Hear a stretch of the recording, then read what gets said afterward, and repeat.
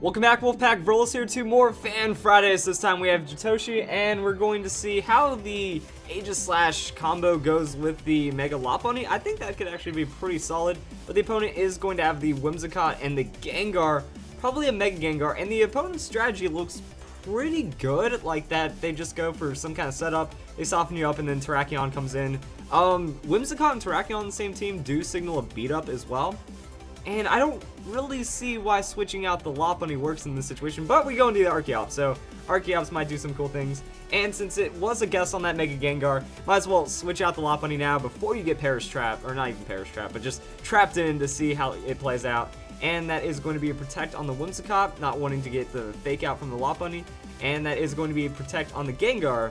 So that's a free switch, just good setup right there.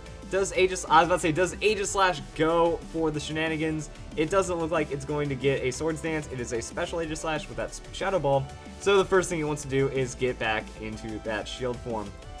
I feel that that could have been a pretty decent turn, like leaving in the Lopunny, because you could like fake out Whimsicott and then throw out the Shadow Ball and stuff. But Archeops has the Quick Guard. So that's going to be a lot of protection from nothing. Never mind. Because when you see the Whimsicott, you might expect some kind of like taunt or really something bad. But the Quick Guard on Archeops is pretty nice.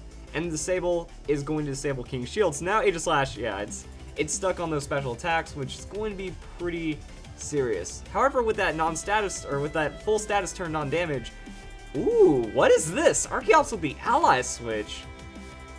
Alright. That's a thing, and the Destiny Bond is going to be a thing on Gengar as well. But now we have all sorts of interesting things going on right now that I'm really trying to figure out. So, Aegislash is going throughout the Shadow Ball.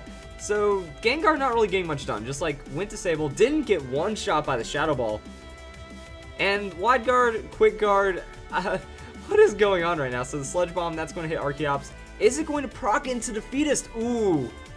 Oh no, that poison, very unfortunate right there.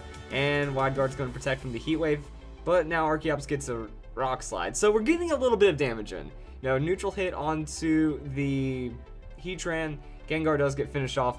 So I think the idea behind this team is that it's supposed to be just like maybe purely ridiculous support. Yes, it does. Alright, there we go. That's good for Archeops. Does have that Citrus Berry, which means it can get pulled over that Defeatist with all of its Wide Guard, or Quick Guard and shenanigans, and Archeops with the Ally Switch again. So I could do like a whole video on the effects of Ally Switch on your opponent, because you're going to be trying to just get into that huge mind game, and while keeping the Blade form Aegislash is going to be like it's kind of like giving Aegislash its own form of safety if you can predict it right, and still letting it use a move.